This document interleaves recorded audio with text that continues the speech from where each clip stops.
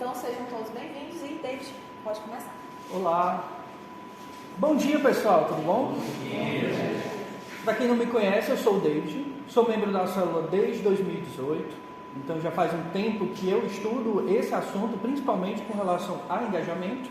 Só que quando a gente começou aí o mestrado, a gente começou a entender um pouquinho mais sobre a teoria da autodeterminação, que eu vou trazer mais a fundo lá no final da apresentação, tá bom? Bom, o tema da palestra de hoje é engajamento digital, né? Amigo ou inimigo.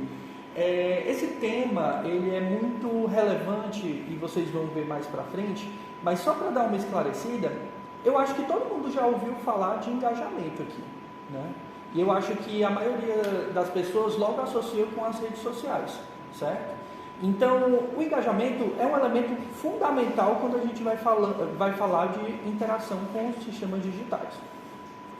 Então, aqui é a agenda do que a gente vai falar hoje, começando primeiro sobre o que de fato é engajamento, quais são as diferentes perspectivas. Em seguida, a gente vai ver o que a gente pode fazer para aumentar o engajamento das nossas aplicações. E aí, já é extensivamente conhecido alguns métodos para aprimorar esse engajamento. Contudo, a gente vai, no terceiro ponto, problematizar um pouco essa via que a tecnologia vem tomando nesses últimos tempos. E aí, a gente vai entrar, de fato, no que seria a teoria da autodeterminação e como ela pode nos ajudar a repensar os nossos artefatos digitais para além do engajamento. Tranquilo? Bom, e aí a gente vai começar com o que é engajamento. Se você jogar em qualquer ferramenta de busca, muito provavelmente você vai encontrar notícias como essa, como por exemplo, quase 80% dos trabalhadores não têm engajamento. PAIN pede engajamento da sociedade contra o abuso sexual de crianças.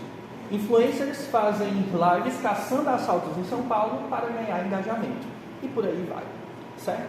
O lance é porque engajamento é um assunto do momento. Hoje a gente quer engajamento para as mais diversas atividades. Mas afinal, por que a gente quer esse engajamento, né? Por que ele é tão importante?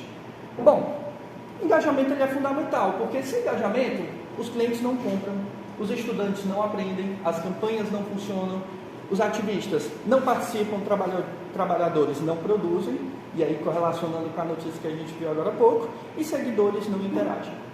E de fato, quando a gente pensa em engajamento ele está intrinsecamente ligado a esse processo de atingir as metas do que a gente propõe.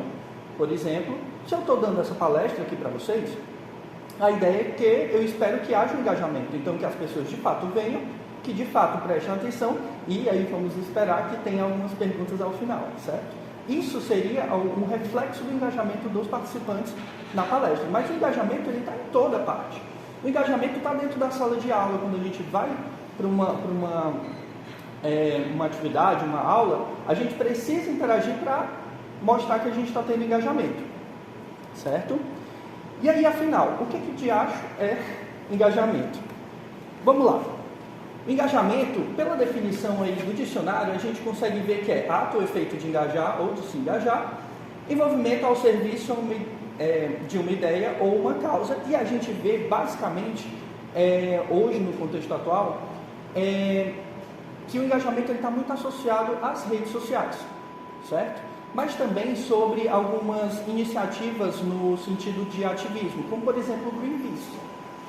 E aí, de onde que vem essa palavra? Se a gente for investigar a origem etimológica da palavra, ela vem do francês, né? E a gente pode ver que tem aí focado o aspecto de empenhar-se.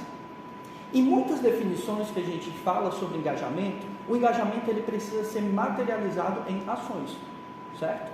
Então, não adianta simplesmente você estar passivo a um conteúdo, porque geralmente a gente não consegue atingir algumas métricas para entender que de fato aquele indivíduo está engajado, certo?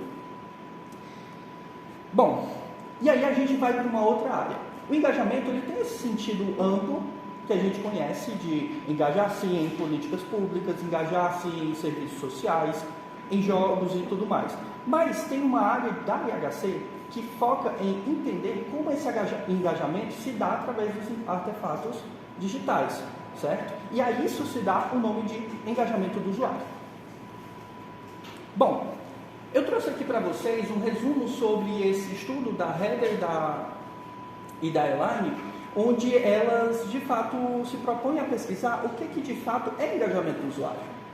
Elas duas fazem uma costura sobre diversos materiais anteriores e elas se dedicam a fazer um estudo aprofundado da literatura. Elas também, para complementar isso aí, elas recrutaram um conjunto de usuários canadenses para investigar mais como que esse engajamento ocorre, né? Como eles entendem esse engajamento.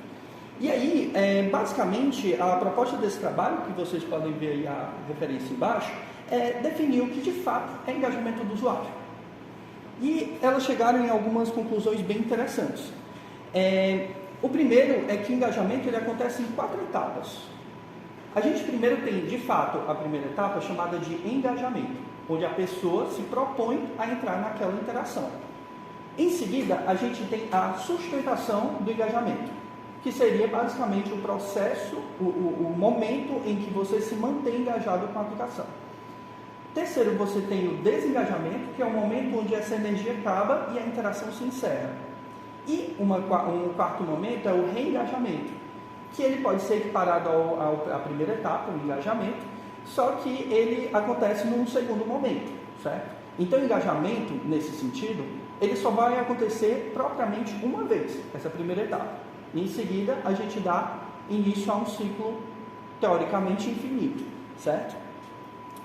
Além disso, além de entender como esse processo do engajamento acontece, as autoras também conseguiram chegar em alguns atributos, algumas que a gente chama de construtos, que são capazes de estimular ou desestimular o engajamento. E elas fazem uma separação bem clara de que, em alguns momentos, alguns desses construtos vão auxiliar no engajamento e outras vezes elas vão diminuir esse nível de engajamento. A gente vai ver um pouquinho mais para frente. E o estudo, ele foi um estudo inicial e ele propôs como trabalhos futuros o desenvolvimento de uma métrica, um instrumento para verificar o nível de engajamento, certo? Que é o ES, a gente também vai falar mais para frente. Bom, depois de toda essa pesquisa, essa investigação, Heather continuou investindo em pesquisas da natureza do engajamento e, segundo ela mesma, né, o que é de fato engajamento? Bom, para ela, engajamento consiste em 3 pilares fundamentais que dizem se alguém está ou não engajado. O primeiro é o mental, ou, em outras palavras, também cognitivo, certo? Então, quando a pessoa está numa interação onde ela se sente realmente profundamente conectada cognitivamente com a aplicação, ela está em um estado de engajamento. Segundo, emocional. Quando a gente está nesse nível de absorção cognitiva, naturalmente, isso vai refletir nas nossas próprias emoções, certo? Então, a própria interação ela é capaz de despertar algumas emoções no usuário. E, por fim, temporal. Afinal, isso se sustenta ao longo do tempo, como a gente viu, né, com a sustentação do engajamento, parte fundamental do processo. E tudo isso, lembrando, a gente está falando de engajamento do usuário, então a gente está falando de artefato digital, certo? Então, quando a gente tem a harmonia entre esses 3 fatores, quando o usuário está interagindo com um artefato digital, estamos em estado de engajamento. Bom, agora que a gente entendeu um pouquinho sobre o que é engajamento, seja o engajamento conhecido por todos e o engajamento do usuário, a gente precisa também entender como que a gente consegue aumentar o engajamento. Muito provavelmente, acredito que grande parte aqui tenha esse interesse em aprimorar o engajamento, seja nas redes sociais ou em algum dispositivo que esteja desenvolvendo, algum artefato digital. E afinal, como é que a gente consegue aprimorar esse engajamento? Bom, voltando para os 3 momentos, a O'Brien ela não tinha identificado alguns aspectos fundamentais que vão estimular ou desestimular o engajamento. Em um primeiro momento, ela verificou que para esse contato primário, inicial, seja do engajamento ou do reengajamento, estética, novidade e interesse são elementos que contribuem muito positivamente para o engajamento. E se a gente for entrar em cada um desses pontos, estética ela envolve um aspecto filosófico bem aprofundado, E afinal, o que é algo esteticamente agradável? Certo?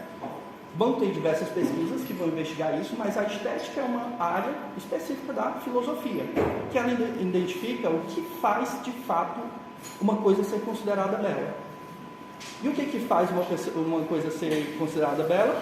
Alguns filósofos vão dizer que é a adequação visual, né, com a moralidade dos indivíduos. E como a gente sabe, moralidade é influenciada de fato pela sociedade. Então, se eu tenho algum valor como moralmente aceito, muito provavelmente ele vai se alinhar com esse eixo estético. Por exemplo, se a gente falar de um elemento que vem sendo proeminente na evolução da percepção estética da sociedade, a gente vê que natureza é um elemento que geralmente está associado a elementos esteticamente agradáveis, certo?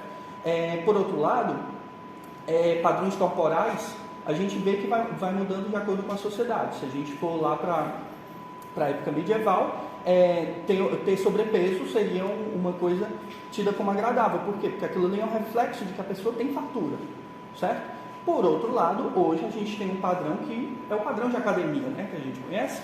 Por quê? Porque basicamente a pessoa tem tempo, foco e disponibilidade para se focar no corpo.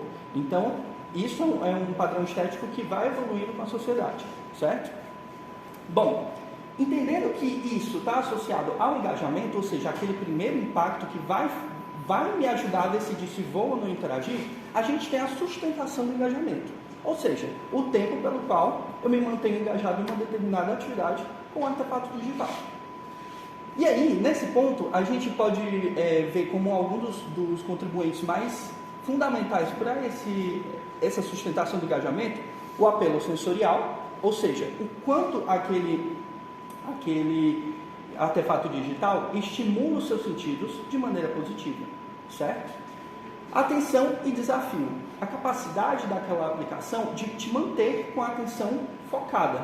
E por último, o desafio. O desafio, ele não é restrito para todas as aplicações. Isso é um ponto muito interessante. Por exemplo, quando você está usando o WhatsApp, por exemplo, você provavelmente vai querer operar ele da forma mais eficiente possível.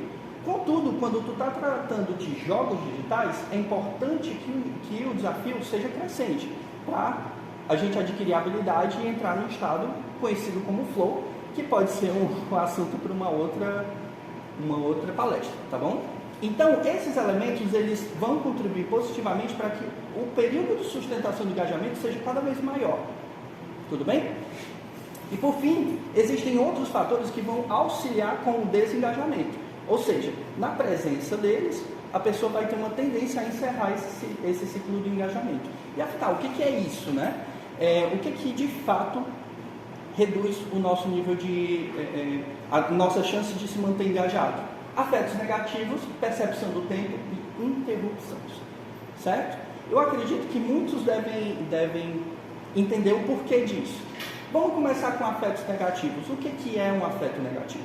É um estímulo sensorial que, enfim, gera alguma resposta emocional na gente e que esse estímulo pode ser positivo ou negativo. Como, por exemplo, digamos que você está operando o seu Instagram e de repente o celular te dá um choque, certo? Isso vai afetar negativamente as suas emoções, vai deixar a experiência levemente desagradável. E isso é um fator que vai estimular o desengajamento. Por outro lado, percepção do tempo é um outro componente que é muito importante. Quando a gente se sente engajado, a gente perde a noção do tempo. Pensem em vocês, a última vez que vocês usaram redes sociais ou jogaram, certo? É fácil entender que quando a gente se mantém engajado, a percepção do tempo diminui. A gente, às vezes, passei 1, 2, 3 horas nas redes sociais e nem percebi. Isso é um fator muito importante para o engajamento. Contudo, agora pensem, poxa, você vai ter um compromisso daqui a meia hora e você está com o Instagram aberto. Você não vai ter a vontade de, vou ter que encerrar esse ciclo de engajamento, senão eu não faço as minhas coisas, né? Então, quando a gente passa a perceber o tempo como ele é, a gente tem uma chance de encerrar o nosso ciclo de engajamento. E por último, interrupções.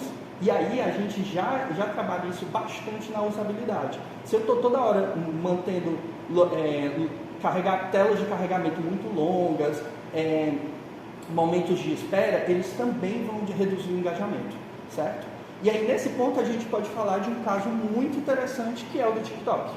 É uma das redes sociais que atualmente mais crescem ao redor do mundo. E afinal, por que é tão engajador? E principalmente para os jovens. Vamos dar uma analisada e tentar situar cada um desses elementos. Estética, novidade e interesse. Certo? Bom, a estética já é conhecida e ela pode ser das mais diversas formas, dado, né, o empenho do produtor de conteúdo. Mas olhem para esses dois outros componentes, novidade e interesse. Certo? Cada vez que você rola um vídeo, aquilo ali é uma informação nova que vem e você tem a capacidade de decidir se aquilo te interessa ou não, certo? Mas, vejam, o interesse. O que gera interesse?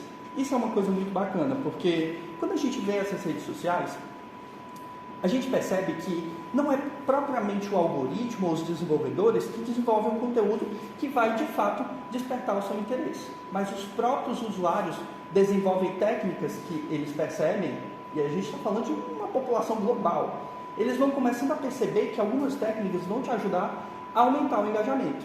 Por exemplo, 5 coisas que você tem em casa e que podem te matar. Né? Então, por que isso gera interesse? Poxa, tem alguma coisa perigosa na minha casa que pode me matar.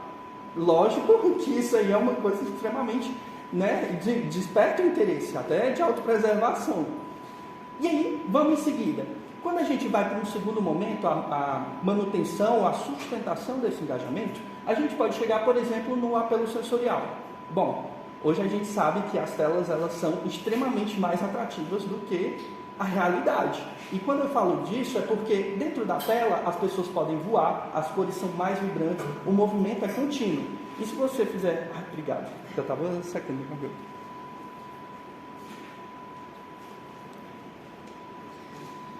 Voltando aqui, bom, a tela ela é projetada para ser muito mais interessante que a realidade.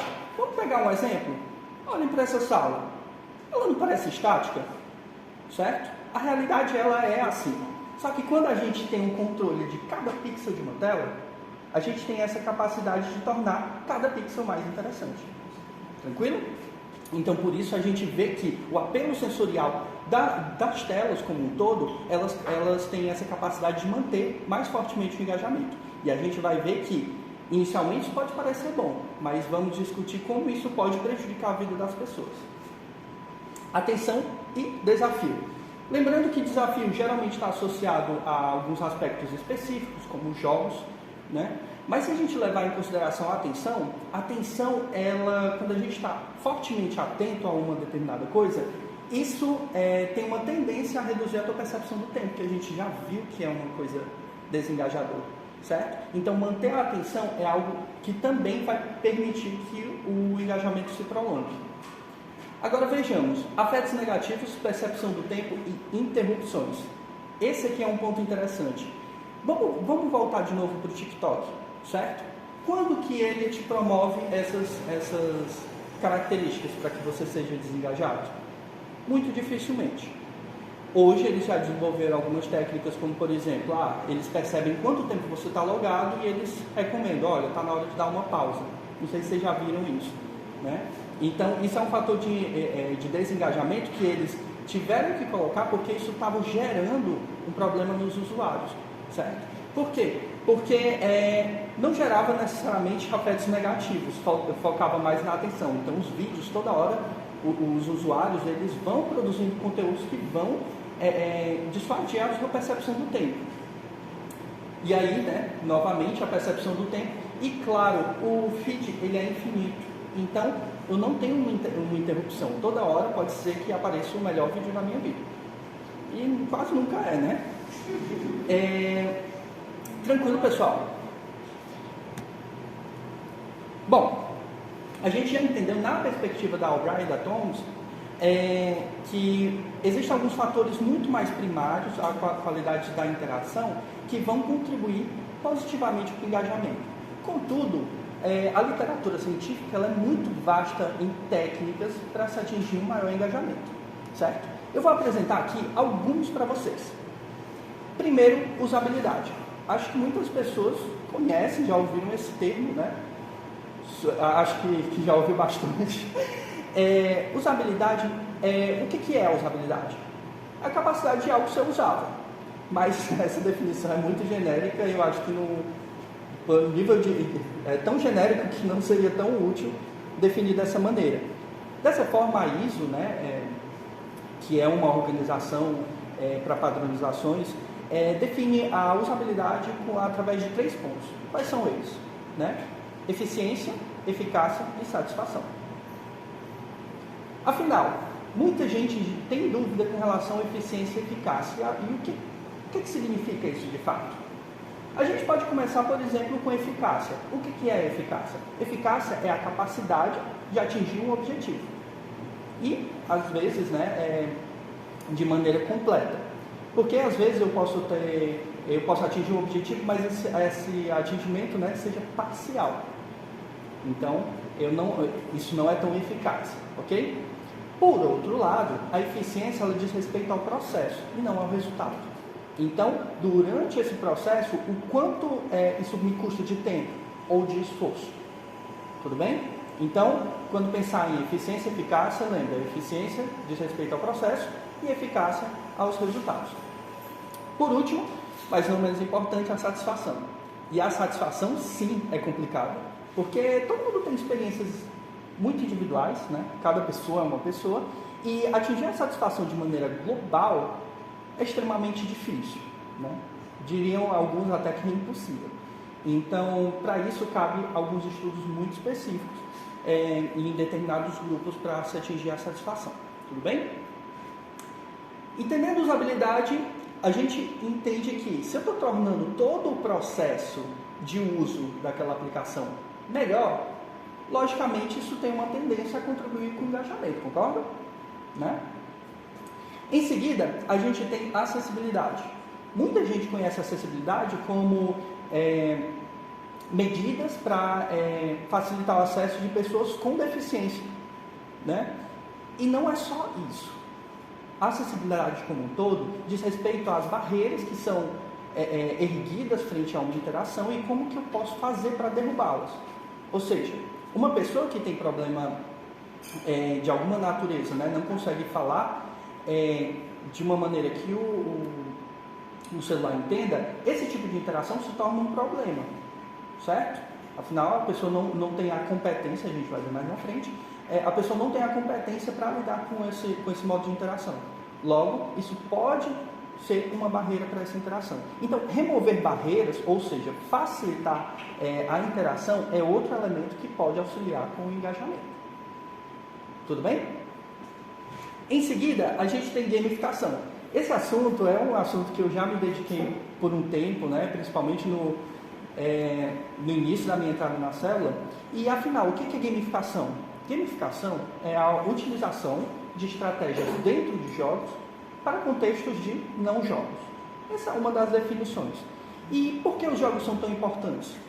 Porque os jogos eles têm uma espécie de mágica, algo que faz com que as pessoas queiram executar as suas ações, por mais que não tenham necessariamente um resultado direto, não tenham uma recompensa direta, certo? Ou seja, dessa forma, a gamificação ela tem essa capacidade de estimular a nossa vontade de agir. Tudo bem? E claramente a gamificação hoje entra em diversas áreas como educação, como treinamento, aspectos também de produtividade. E ela tem como esse principal objetivo aumentar o engajamento, certo? Então, é outra estratégia que você pode adotar para aumentar o engajamento dos participantes em uma determinada atividade. E, claro, aumentar também o engajamento do usuário. E, por fim, mas também não menos importante, existem algumas estratégias do design emocional. Para quem não conhece, design emocional é um ramo do design, e aí a gente tem um grande contribuinte nessa área, que é o Don Norman, que escreveu o livro Design Emocional, e ele entende como o nosso cérebro interage com os artefatos de design e como isso mexe com as nossas emoções. Então ele vai falar de 3 níveis de interação. Que níveis são esses, né? A gente tem um nível afetivo, comportamental e reflexivo, né? visceral, comportamental e reflexivo. E afinal, o que é o visceral? O visceral diz respeito a o quanto aquilo ali apela aos nossos sentidos. E a gente pode ver que isso está associado a uma camada do nosso cérebro que tem algumas respostas um tanto quanto imediatas.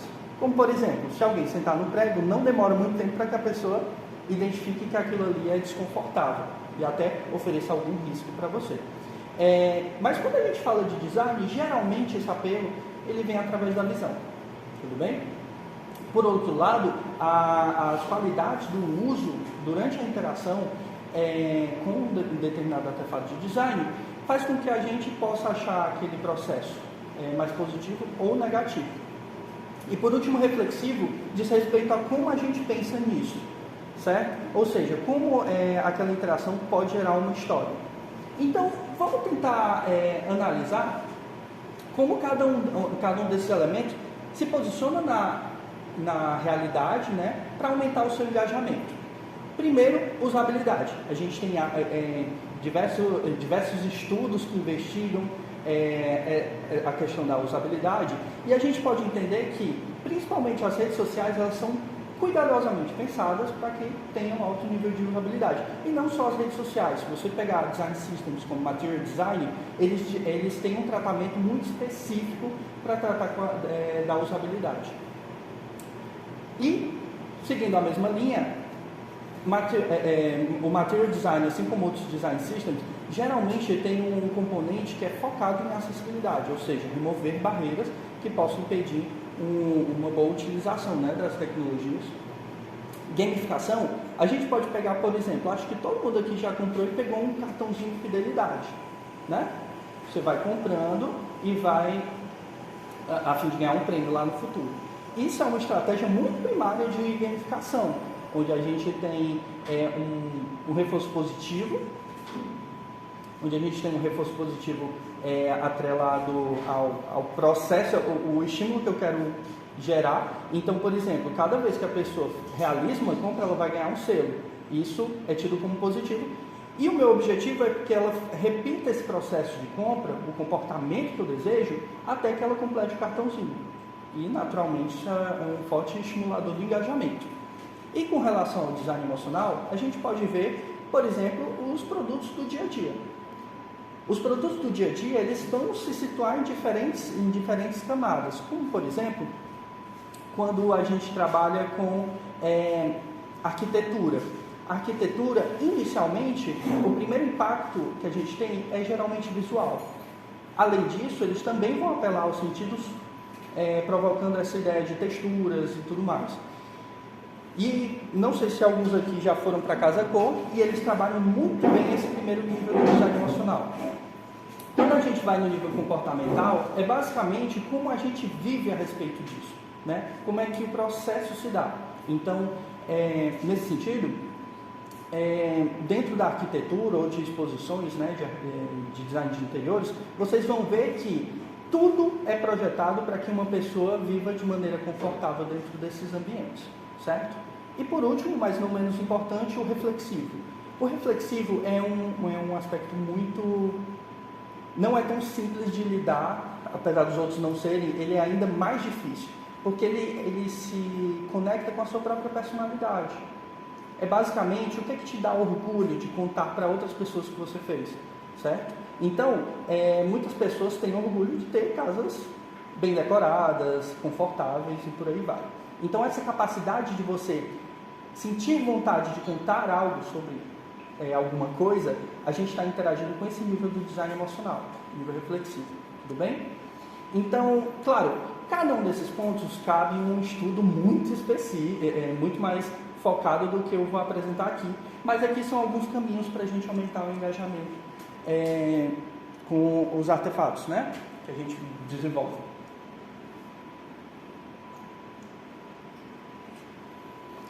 Bom, eu disse para vocês algumas técnicas ou alguns direcionamentos para a gente aumentar o engajamento. Mas afinal, como é que a gente garante que o engajamento foi atingido? Bom, a gente precisa de alguma forma medir esse nível de engajamento. Mas pensa comigo, engajamento acontece na cabeça, a gente não tem um conhecimento tão aprofundado de entender qual o nível de engajamento que as pessoas têm, né? Não tem como entrar na cabeça das pessoas. E por conta disso, o estudo científico ele propõe novas medidas para que a gente consiga aferir essa quantidade de engajamento, por exemplo. Isso é uma característica da ciência como um todo, né? Por quê? Porque para a gente fazer uma constatação de um fato, a gente precisa conseguir medir de maneira, às vezes, fenomenológica, às vezes de maneira mais métrica, certo? E aí eu pergunto para vocês, como que eu consigo medir esse nível de engajamento? Existem várias maneiras de se medir o engajamento, e acredito que algumas delas vocês já estão familiarizados, porque elas são altamente utilizadas em redes sociais. A gente tem, por exemplo, a forma de medir através dos dados contextuais, ou seja, dados do contexto. Eu não preciso de uma relação tão direta com o meu usuário, mas a própria interface geralmente me fornece essas métricas. Por exemplo, Instagram, TikTok, vão ter algumas métricas relacionadas a isso. Por outro lado, a gente tem as medidas psicofisiológicas. Ou seja, eu vou de fato medir como o corpo de uma pessoa interage com determinadas experiências, certo? E aí a gente precisa entender que a experiência emocional não é a mesma coisa que a manifestação emocional, certo? Muitas vezes a gente vê casos, por exemplo, criminais, onde os psicopatas passam facilmente pelo polígrafo. Vocês conhecem, né, o polígrafo? Então, por que isso acontece? Porque a experiência emocional que a pessoa viveu não necessariamente reflete para o externo. E a gente vê, né, que os psicopatas têm um maior controle sobre essa manifestação. Por exemplo, certo? Os dados psicológicos vão ver esse nível de manifestação. Tudo bem?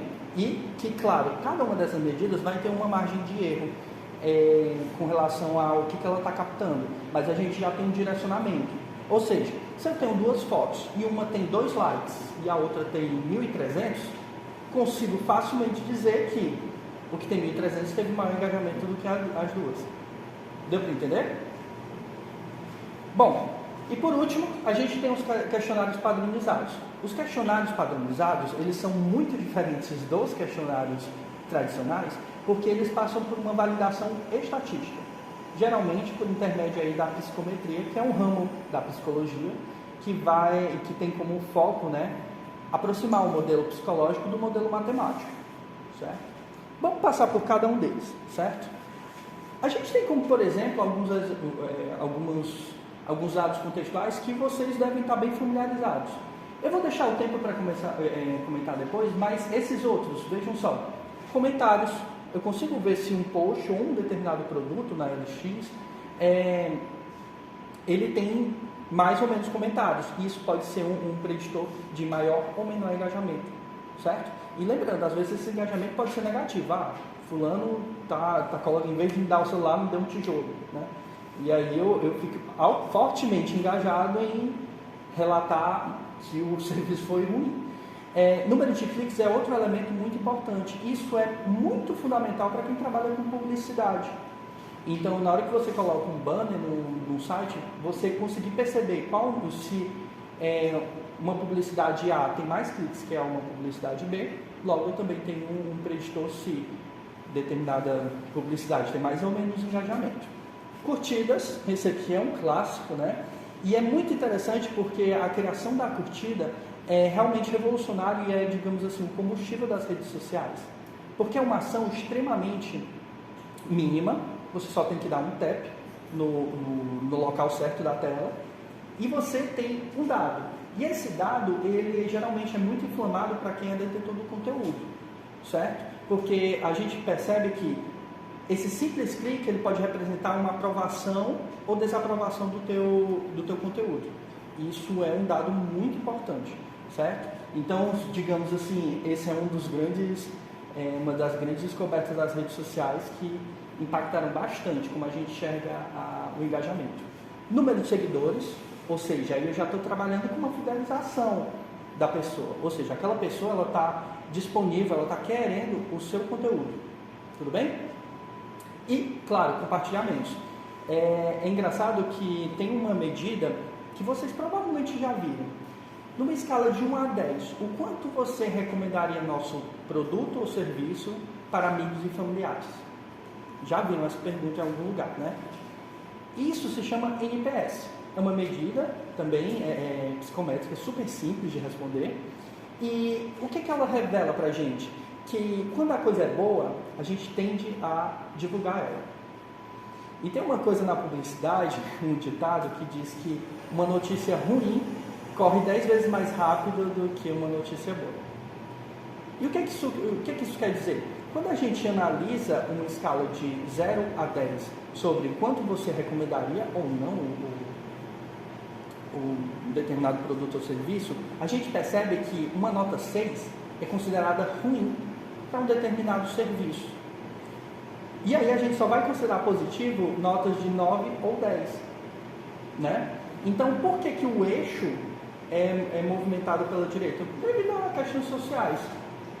Ninguém quer, digamos assim, tirar um 5 na prova. A galera quer um 9 ou um 10, né? Então, geralmente esse eixo é direcionado aí, dando uma margem menor para o aspecto da positividade por causa desse ditado, não necessariamente por causa desse ditado, mas forte influência cultural de como a gente percebe isso, tá bom? E por último, o tempo. O tempo é uma medida que ela é capaz de revelar muita coisa sobre engajamento, certo?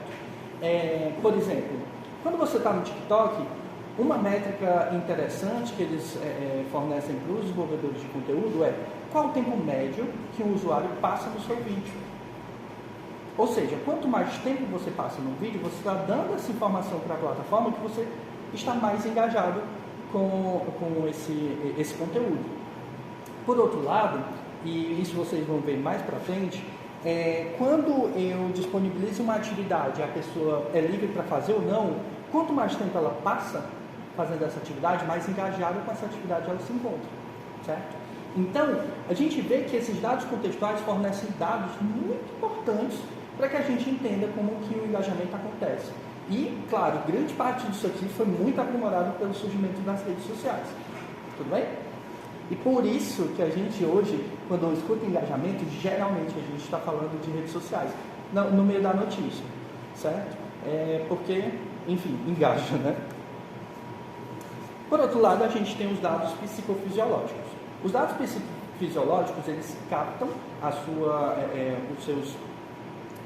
digamos assim, a sua externalização das emoções e elas trabalham de maneiras diferentes. Eu tenho como medir diversas coisas. Eu reservei aqui 3 pontos muito interessantes que eles vêm mostrando resultados muito interessantes para a medição de engajamento. O primeiro é o eletroencefalograma. A gente ainda sabe muito pouco sobre o cérebro. Dizem até que a gente sabe menos do cérebro do que a gente compreende os oceanos. E a gente já compreende os oceanos muito menos do que a superfície terrestre. Então, se eu entendo tão pouco, como é que eu consigo usar o eletroencefalograma para fazer uma medição de engajamento? Bom, existem alguns mapeamentos que já estão sendo entendidos como padrões cerebrais que dão indícios de que você está ou não em um estado mental. Como, por exemplo, você já deve ter visto aquela touquinha com diversos eletrodos. Tem gente já controlando joguinhos através desses modelos. Por quê? Porque entende que quando os sinais elétricos sinalizam em determinada configuração, a pessoa está em um estado de foco. E quando está em outra configuração, a pessoa está em um estado mais de relaxamento. E através desses impulsos binários eu consigo já fazer alguma interação. E aí é legal porque tem vídeos mostrando que pesquisa nessas áreas, principalmente em jogos, criava uma espécie de Flappy Bird, onde a pessoa, quando ela focava, o passarinho ia subindo e quando a pessoa relaxava, ela ia para baixo. Então a pessoa acaba tendo que fazer uma musculação cerebral para conseguir controlar com eficiência esse controle, né? Então, entendendo isso, a gente começa a entender como que isso aí pode me ajudar a entender o engajamento, né? Por outro lado, lembra que a gente falou que quando a pessoa está engajada, existe uma forte conexão com as emoções em relação ao artefato? E aí, historicamente, acho que todo mundo fala, eu te amo do fundo do meu coração. Por que o coração? Né? Porque até não muito tempo atrás, não se entendia que as emoções residiam no cérebro. Achavam que acontecia no coração. Por quê? Porque a nossa própria percepção temporal, quando a gente fica nervoso, logo o peito aumenta a respiração e a gente sente, às vezes, até o coração pulsar. Né? Então, naturalmente, a gente entende que existe uma relação direta entre os aspectos emocionais e os batimentos cardíacos. Então, digamos que eu quero avaliar o nível de engajamento de um determinado espectador com um filme de terror. Certo? Uma pessoa que não está muito engajada, está tipo, qualquer coisa esse filme, muito provavelmente não vai ter variações cardíacas. Por outro lado, quem está vidrado ou focado naquele filme vai ter uma variação maior, concordam? E principalmente essas variações vão estar associadas aos picos de tensão na narrativa do filme, tudo bem? E o outro, que aí é sonho de consumo, que seria o eye tracking. Vocês provavelmente também já ouviram que os olhos são a janela da alma, né? E, bom, na perspectiva científica, ainda se está questionando a existência da alma, a gente percebe que os olhos, de fato, são um reflexo muito profundo da nossa própria essência. O eye tracking é um conjunto de instrumentos que verificam como os olhos se comportam em determinadas questões. E que os olhos eles têm uma ação muito rápida com relação principalmente à matéria. E o eye tracking ele consegue revelar muitas coisas interessantes sobre como a gente está, se a gente está ou não engajado, certo? Por exemplo, em sinais de tensão, o nosso olho ele para de fazer movimentos livres e ele passa a focar no estímulo negativo. Por outro lado, quando um elemento, um objeto de interesse, ele tende a ser prazeroso, as pupilas elas tendem a dilatar. A gente também percebe que existem diversos movimentos oculares, como por exemplo as sacadas, que são movimentos repetitivos. Por exemplo, tem um elemento de interesse, estou lendo uma página na web, e aí eu olho, começo a ler e depois volto para aquele ponto. Aquilo mostra que, por mais que ele não seja fundamental para o entendimento do texto, aquilo ali gera um certo foco de atenção. E a gente já viu que a atenção está muito associada ao engajamento, né? E esses são só alguns dos dados psicofisiológicos, tá bom? Se a gente pudesse medir, por exemplo, outras coisas, a aula ia estender muito mais. Como, por exemplo, já ouviram falar de gastrite nervosa? Né? Ou seja, quando a gente está em nível, né, de estresse um pouco maior, o nosso organismo, por algum motivo, vai aumentar a produção de suco gástrico. Se a gente conseguisse medir essa produção, seria um outro indicativo emocional, certo? E por aí vai, a gente vê, por exemplo, pressão arterial e muito mais, tá bom? Tranquilo?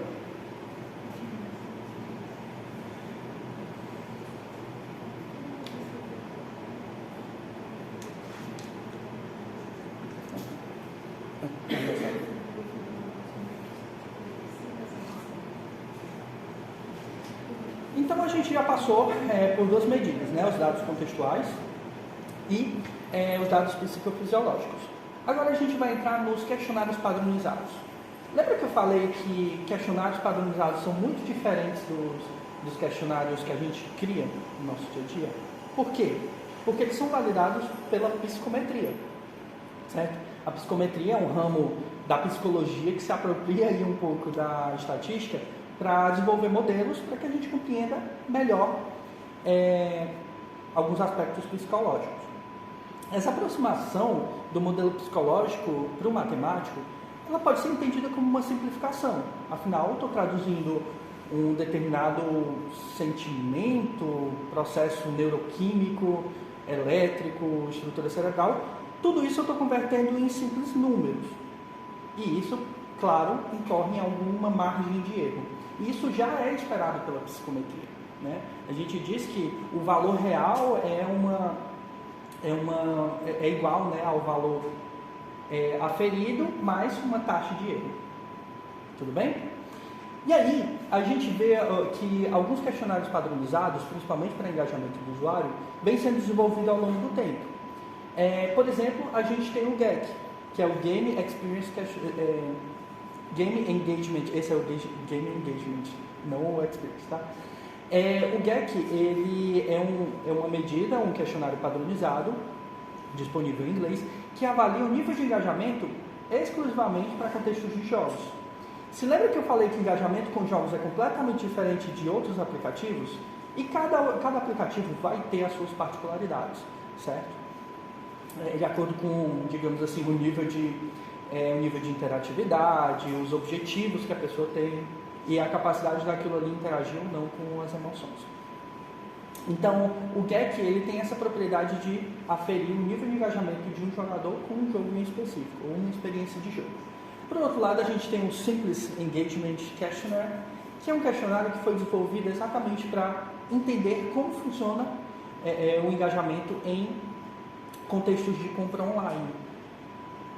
Então, e vocês vão entender que grande parte dessas pesquisas, inclusive gamificação, engajamento, elas surgem não muito antigamente, mas principalmente para entender como é que funciona esse processo de e-commerce, que afinal muda as dinâmicas de como o mundo funciona, globalização e tudo mais.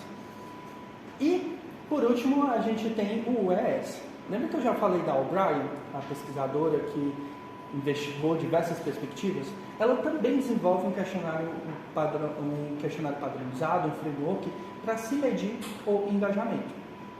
E é muito interessante porque ela reúne nesse questionário diversas perspectivas de como acontece o engajamento. E frente a isso, ela cria um questionário que já é mais generalizável.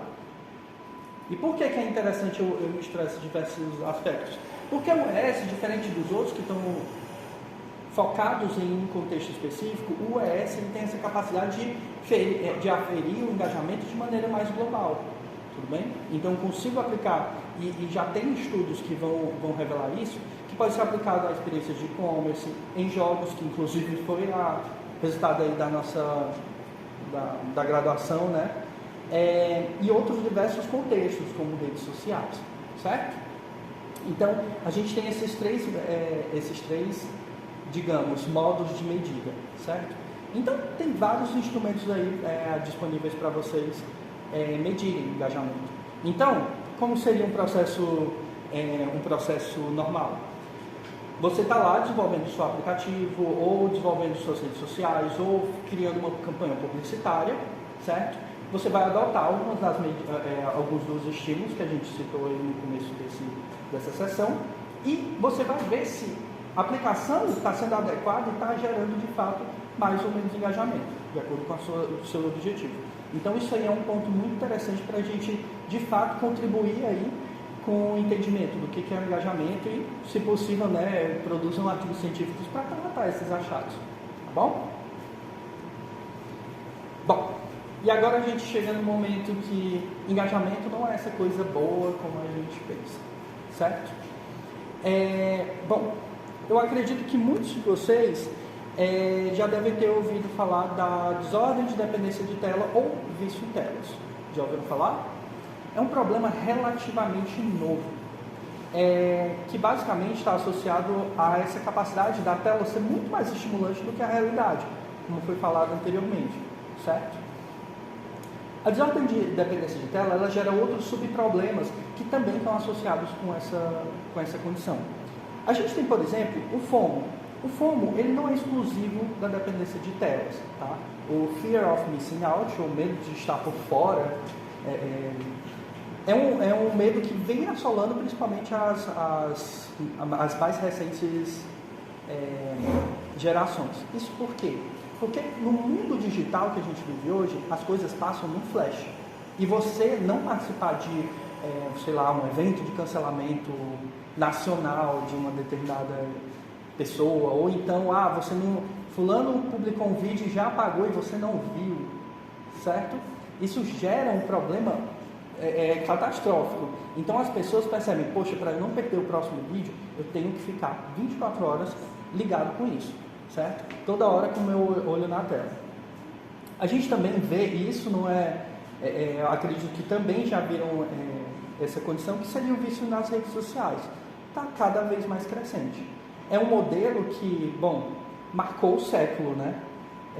O século está, digamos assim, mudou muito de sua dinâmica por causa do surgimento das redes sociais. Isso tem mudado a forma como a gente comercializa.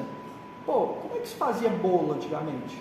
Você ia na casa da pessoa que produzia o bolo, né? Se não era uma grande confeitaria, e aí você encomendava. Hoje, grande parte desse modelo de negócio se sustenta por causa das redes sociais, através de encomendas que você simplesmente digita no seu celular, que é um microcomputador, que aposto que todo mundo aqui está carregando um, certo? E se tornou quase uma extensão do nosso corpo. Então, esse vício nas redes sociais está muito associado a como é estudado, como é projetado as redes sociais para nos manter engajados, mantendo esse estímulo, certo? A gente tem também a nomofobia, que também é uma outra variante, que é o medo de se desconectar. Então, pessoas cada vez mais vêm apresentando fortes indícios de estresse quando há a ameaça de, pô, eu não trouxe carregador, meu celular está descarregando, como é que eu vou viver sem meu celular? Como é que eu volto para casa sem Uber? Meu Deus, eu vou passar fome porque eu não consigo, sei lá, o meu iFood, certo? Nossa, eu preciso de notícias agora, vai que acontecer alguma coisa com a minha família, eu preciso estar atento no celular. Então, toda essa globalidade que o mundo tecnológico se apoderou, né, tomou de conta da nossa vida, faz com que o celular seja uma extensão do corpo. Isso está dentro da ideia, né, de dispositivos móveis. Os dispositivos móveis, eles têm essa capacidade de, além da mobilidade, quando a gente trabalha com os vestíveis, já ouviram falar em computação vestível? Né? E se não ouvirem, provavelmente supõem o que seja. São computadores que a gente veste. E qual que é a função disso?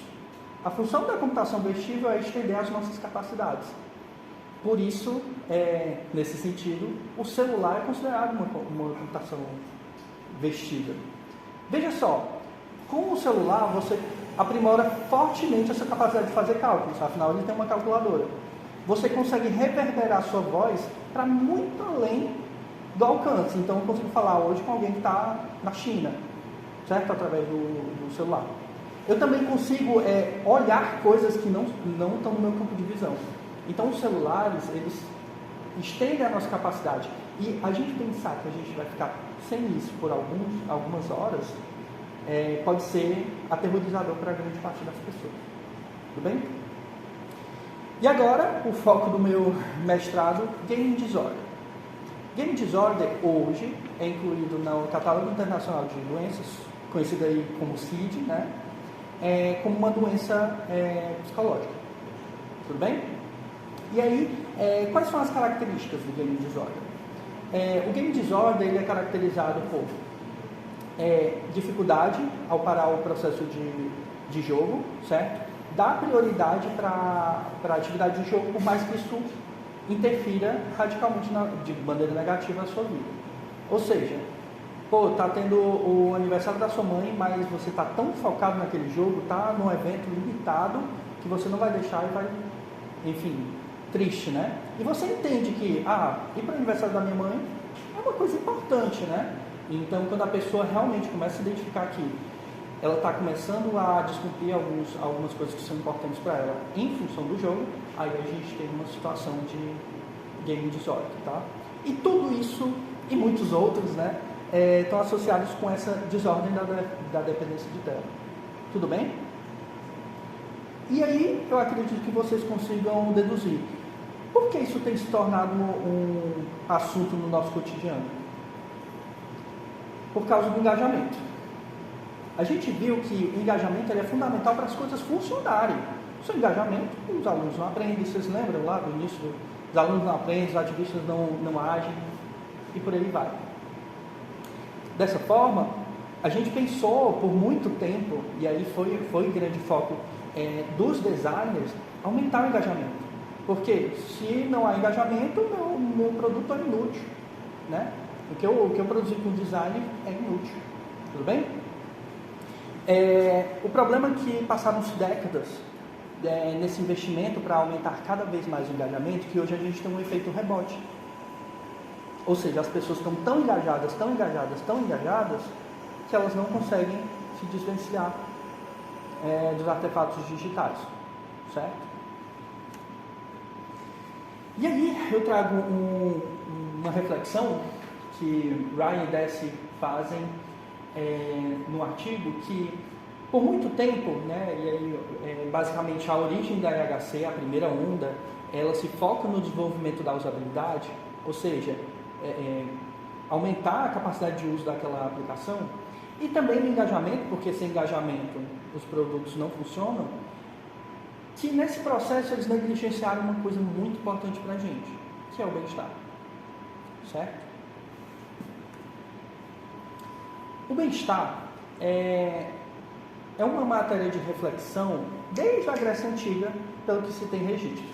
O que não significa dizer que não tenham pensado isso antes, certo?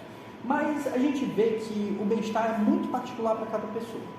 O que faz vocês felizes, certo? É muito provável que cada um tenha uma resposta diferente para essa pergunta.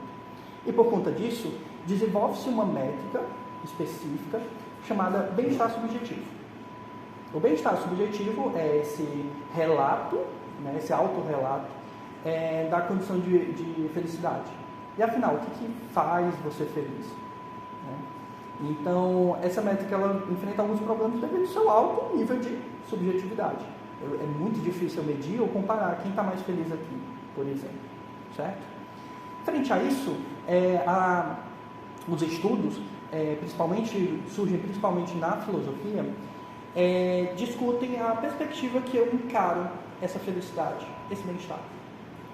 O primeiro é a hedônia, ou hedonismo. Né? Acho que vocês já ouviram falar, aquilo é a linha hedônica, né? Que basicamente o que é?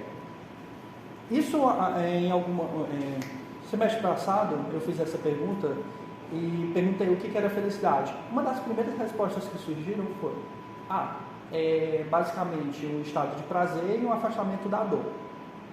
Certo? E é natural pensar isso. Tudo bem? Qual que é o problema disso? Se você pegar uma pessoa que é viciada em drogas, no estado em que ela está sob o efeito das substâncias, muito provavelmente ela vai estar anestesiada, não vai sentir dor, e talvez em estado de extremo prazer. Mas, após isso, ela, quando sai do estado, provavelmente isso, tem vários relatos sobre isso, né, na ciência, essas pessoas não se sentem bem consigo mesmas. Elas se questionam, por exemplo, qual o impacto disso para a família, qual o impacto disso para a sociedade, certo? Então, a hedônia, ela tem o seu papel de entender se a pessoa está no estado positivo ou negativo, ainda que com essa margem de erro. Então, Aristóteles, há muito tempo atrás, ele começou a entender que não tinha como eu investigar o bem-estar só olhando para o momento. Eu precisava entender como que a vida dessa pessoa se ordena para atingir os próprios objetivos. E aí a gente surge com a eudaimonia. Certo? E o que é eudaimonia? De maneira simples, é como se todo mundo nascesse com um certo direcionamento, algo que te faz feliz. Certo? E vamos lá, ninguém tem uma coisa que te faz feliz. Existem várias, certo? Por isso a gente fala de direcionamento. É para lá que eu quero seguir. Contudo, existem alguns fatores que podem prejudicar o acesso a essa sua felicidade. E a gente tem um dos fatores mais principais é o ambiente. O ambiente é as pessoas que te cercam. Tem um filme antigo que fala sobre um menino que quer ser bailarino. Já ouviu falar? Billy Elliot. Eu gosto muito dessa história porque ela explica muito bem o que é eudaimonia. Billy Elliot, da primeira vez que ele viu a dança e ele se apaixonou, ele disse, é isso que eu quero. Contudo, o ambiente foi desfavorável. Por quê? Porque o pai dele não aprovava ele ser dançarino. Certo? E aí, basicamente, o filme é a trajetória dele até se tornar um bailarino de sucesso. Então, nessa situação, a gente pode entender que a felicidade para Billy Elliot, no contexto da história, é ser um bailarino. Tudo bem? Então, a eudaimonia ela diz respeito não ao estado em que você se encontra, mas sobre o trajeto que você percorre. E é uma pergunta que eu fiz no semestre passado e que eu gostaria também de fazer para vocês, né? O que é felicidade para vocês? E vocês estão no caminho para atingir ela?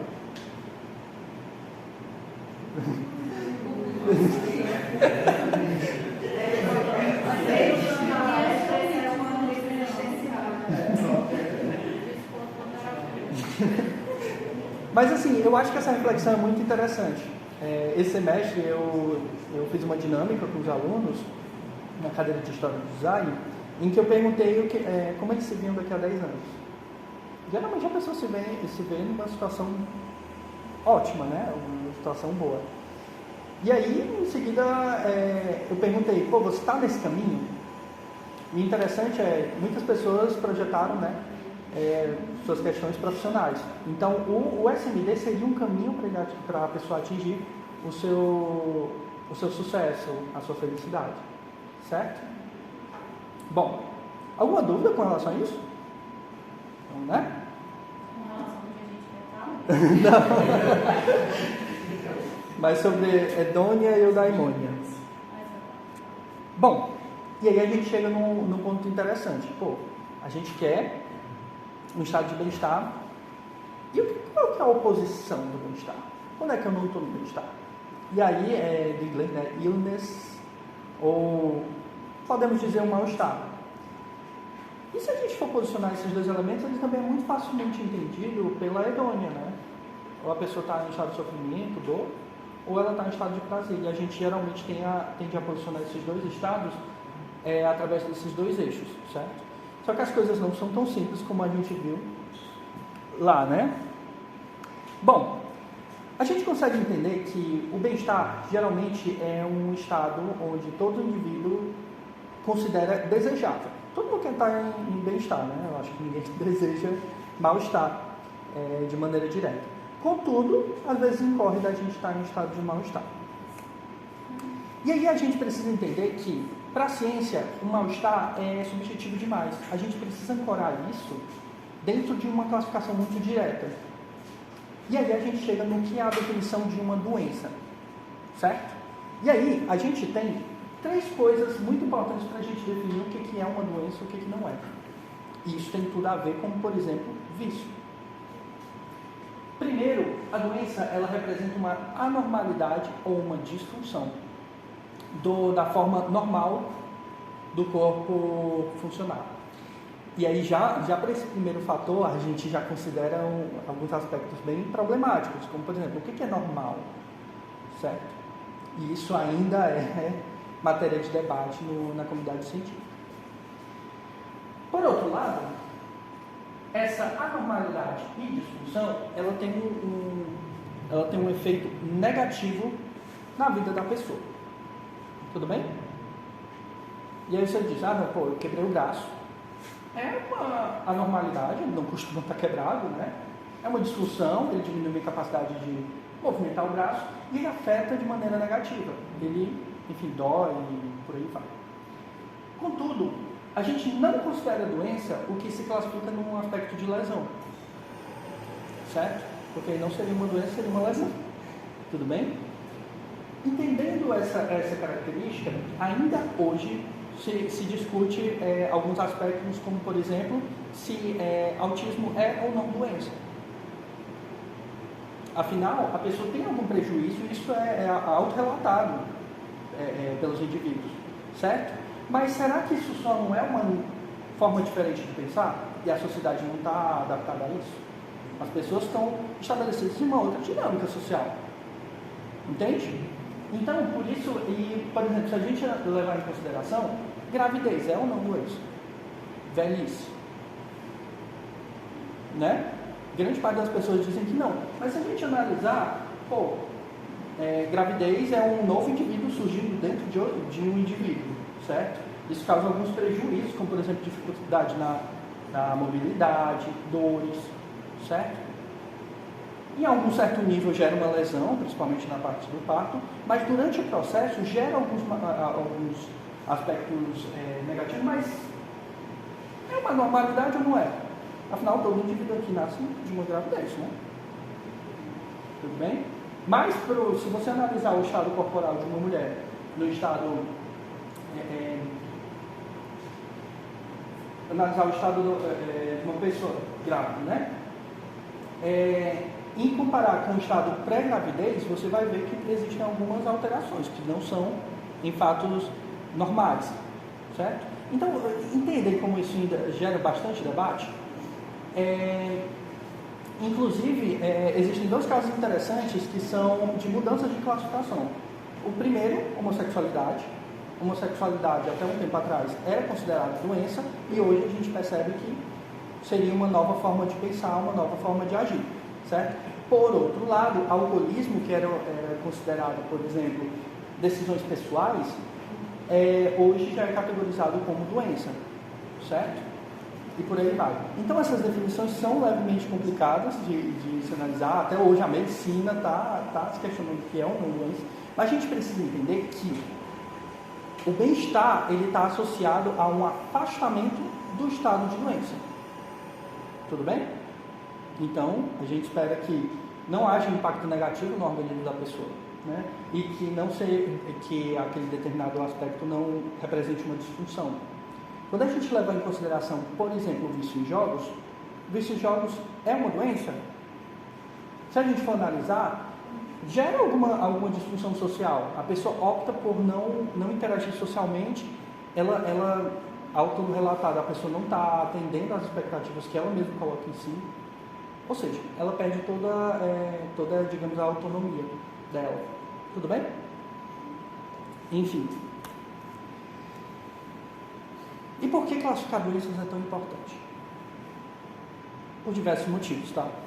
O primeiro quando a gente compreende uma coisa como doença, a gente compreende que é algo a ser tratado. E sendo algo a ser tratado, a gente tem que estimular a pesquisa científica para encontrar vias para solucionar esse problema. Outra questão é a questão de produtividade. Por exemplo, classificar uma coisa como doença abre margem para, por exemplo, alguém faltar ao trabalho. Concordam? Então, outra questão que a gente pode levar em consideração. Ele também, esse tipo de conhecimento, de definição de doença, permite que o governo faça investimentos mais especificados para solucionar um determinado problema. Tudo bem? Além disso, a classificação de uma doença reflete como a sociedade interpreta um indivíduo doente, certo? E por outro lado também altera a definição de doença, altera a forma como a pessoa se percebe frente ao mundo. Tudo bem? Então a definição é um elemento muito importante para a gente entender esse impacto. Ou seja, vamos dar uma recapitulada? Engajamento, muito importante, né? Os meios digitais cada vez aprimoraram esse nível de engajamento, contudo, gerou condições negativas, né? Prejudicando aí o bem-estar, aproximando de um estado de mal-estar. E afinal, o que é um mal-estar? A gente não sabe ao certo, em toda a sua globalidade, mas sabe que ela está intimamente ligada à nossa definição de doença. Percebe? Bom, e aí, frente a isso, a gente apresenta formas, uma alternativa para a gente tratar os nossos artefatos digitais, nossas novas produções de design, de uma maneira que não agrida o nosso usuário. A gente mantém o engajamento e não necessariamente engaja a ponto de gerar um problema de doença. Tranquilo? E com isso apresento a teoria da autodeterminação. Vamos lá. Historicamente, as questões psicológicas elas eram pensadas na perspectiva de doença. Vejamos. Na Grécia Antiga, eu deveria me importar se a pessoa estava feliz ou não, no sentido da polis, né, da cidade, da sociedade? Não, as pessoas felizes, tranquilo. Agora, quando a pessoa apresenta um problema, uma depressão, ou uma disfunção social, ou emoções muito exacerbadas, aquilo começa a oferecer um problema para a sociedade. Logo, a origem, né, dos estudos da psicologia pré-freudiana, ela tem essa perspectiva de sanar problemas, que afetam diretamente a sociedade. E no século passado, na segunda metade do século passado, surge uma nova vertente da psicologia, a psicologia positiva. Qual que é a proposta da psicologia positiva? É entender que a gente não tem que ficar solucionando problemas psicológicos, mas que a gente deve estimular um bom funcionamento, um bem-estar dos usuários, das pessoas, como um todo, certo? E isso é a base da psicologia positiva. Ela surge nesse contexto. Diversos autores trabalham, como Csikszentmihalyi, como o Ryan, o Deci e por aí vai, o Calvo. São autores muito proeminentes na área da psicologia positiva. Dessa forma, lá pela década de 80, 90, Ryan e Deci, eles desenvolvem uma teoria chamada teoria da autodeterminação. E no final, o que é essa teoria da autodeterminação? A teoria da autodeterminação é uma compilação de diversos estudos de diferentes naturezas que eles fizeram ao longo das décadas. A gente tem alguns estudos aí de 71, 72, certo? Onde eles vão investigando cada um desses aspectos e compilam tudo na grande teoria da autodeterminação. A teoria da autodeterminação já vem com um foco muito grande em validações empíricas. Ou seja, eles não tentam só propor modelos, eles tentam testar se aquilo ali funciona e aquilo ali consegue representar alguma coisa dentro da psicometria, principalmente, certo? E afinal, quais são essas teorias que, de uma certa forma, se juntam e se tornam o que a gente conhece hoje como teoria da autodeterminação? A gente tem a teoria da avaliação cognitiva, teoria de conteúdos das metas, teoria da integração organísmica, necessidades psicológicas básicas, teoria da orientação à causalidade, certo? Que é o que eu anotei aqui. Bom, a teoria da avaliação cognitiva representa um dos primeiros estudos com relação a isso. Claro, eles vêm da psicologia positiva, né? Um movimento da psicologia muito proeminente, até hoje tem o seu impacto nas discussões. Eles queriam entender como que eu faço para promover esse estado positivo das pessoas. Como é que eu vou em direção a essa felicidade, esse bem-estar? Bom, os primeiros estudos, eles identificaram que as pessoas fazem coisas por diferentes motivos. E esses diferentes motivos podem ser considerados como motivação intrínseca e motivação extrínseca, certo? A motivação intrínseca é aquela coisa que você faz pelo simples ato de fazer. Tudo bem? Por outro lado, a motivação extrínseca é aquilo que você faz com o objetivo de alguma recompensa, algum valor que, enfim, se não fosse por ele, você não faria a coisa. Eu gosto de fazer um paralelo, porque eu acho que facilita muito a gente entender. Motivação intrínseca é o que você paga para fazer, motivação extrínseca é o que te pagam para fazer. Certo? Vamos lá. Por que jogamos jogos? Acho que a maioria das pessoas não recebem para isso, a não ser que faça alguma gameplay e tudo mais, né? A gente joga futebol, por exemplo, pelos simples atos de jogar. Por que a gente sai com os amigos para a balada à noite?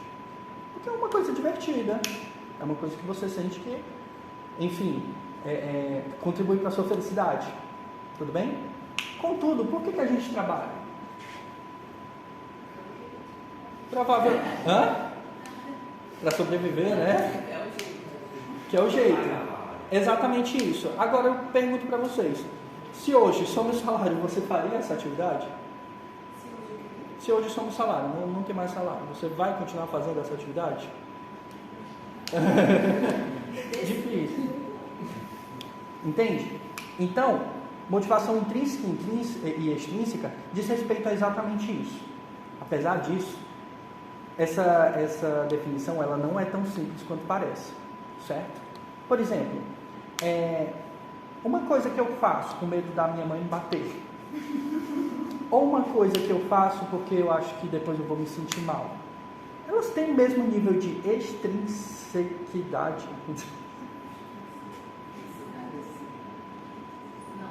Não, né? E isso é uma das questões que o Ryan Dess e o Calvo, eles identificaram nessa segunda mini teoria, que a gente tem alguns estados. A gente tem a motivação. O que é a motivação? É quando você definitivamente não está motivado, certo? Para fazer aquela atividade. Em seguida, você tem o estado de motivação extrínseca. Ou seja, você faz aquilo porque por alguma questão externa à própria atividade. E a gente tem o primor da vida, que seria a motivação intrínseca. Ah, essa aqui eu faço porque eu quero. Certo? E aí percebemos que quando alguém está com medo de não fazer uma atividade, por exemplo, isso eu me identifico bastante. Eu não vou fazer, eu vou dobrar as roupas porque senão minha mãe vai me bater. Eu faria em outra situação? Não, mas com medo da punição eu acabo me movimentando para fazer determinada coisa. Contudo, eu entendo que vai ter uma festa de aniversário. Eu posso não ir, um amigo querido e tal, mas se eu não for, eu vou me sentir mal depois, quando a galera postar as fotos, todo mundo divertido, todo mundo foi bacana e eu não fui. A gente percebe que o nível de... isso aqui se aproxima muito mais da motivação intrínseca do que a motivação extrínseca, concorda? Portanto, essa segunda mini teoria, ela diz respeito exatamente a isso, a esses níveis de motivação extrínseca. Tudo bem? Que algumas coisas vão se aproximar mais dessa questão intrínseca e outras da extrínseca. Tudo bem? Vamos se afastar mais dela.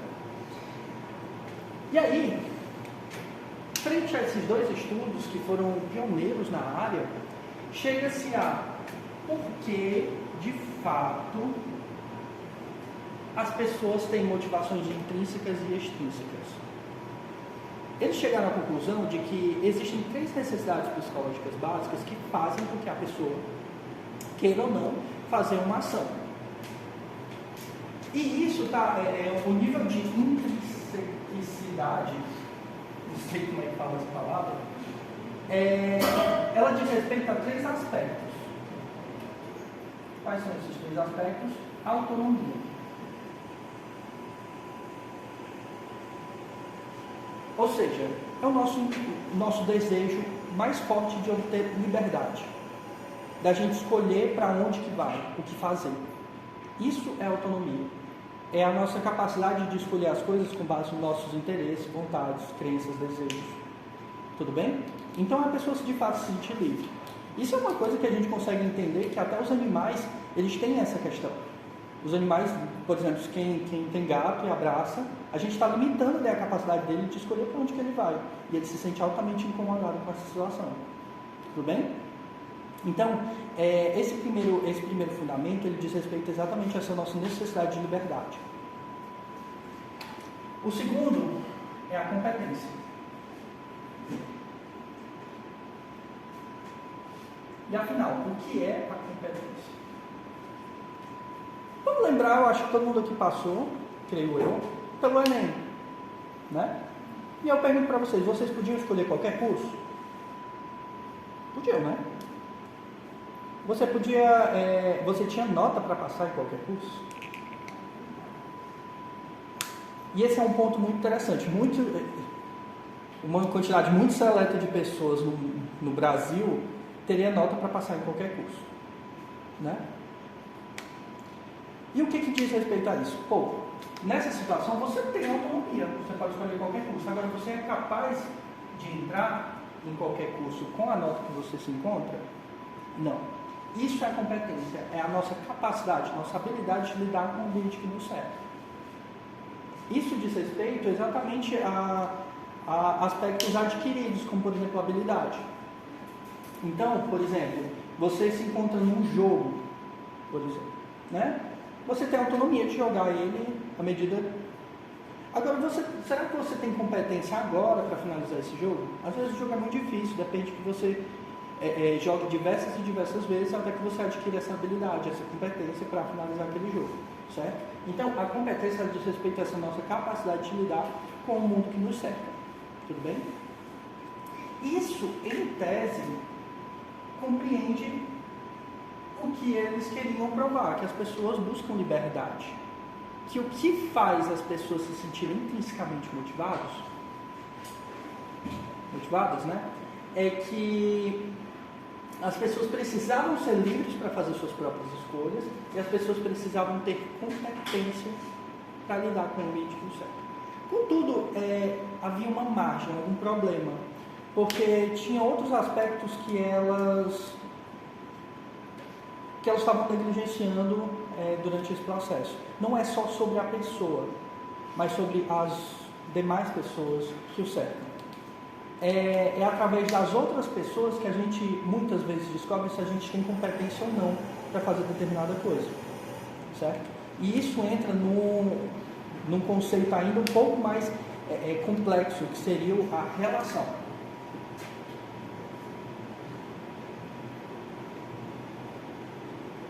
Certo? E afinal, o que é a relação? Relação, ela compreende toda essa nossa necessidade de se sentir pertencente a um grupo, parte. Hã? Ah, tá.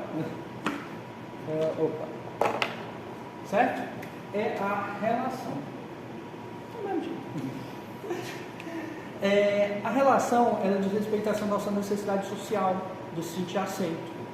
E claro, grande parte e aí voltando, né, das redes sociais se apropriam disso aqui para gerar mais engajamento. Tudo bem? Essas três necessidades, quando atendidas, elas têm uma maior chance de influenciar na motivação intrínseca. Ou seja, é aquela motivação que te conduz em direção à sua própria felicidade. E tá, aqui a gente chega num ponto muito interessante da palestra que eu espero que a gente possa discutir ao final dela. Por que o engajamento ele gera estado de doença? Só com o que eu expliquei por aqui, vocês conseguem dizer por quê?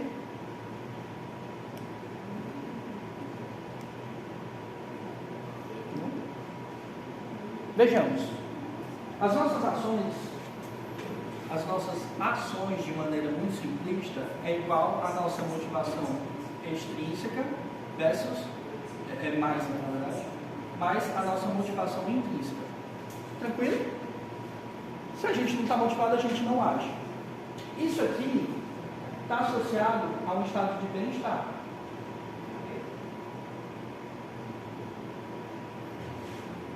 Tranquilo? Então, se eu estou tendo uma ação, um engajamento, né? Vou colocar aqui engajamento.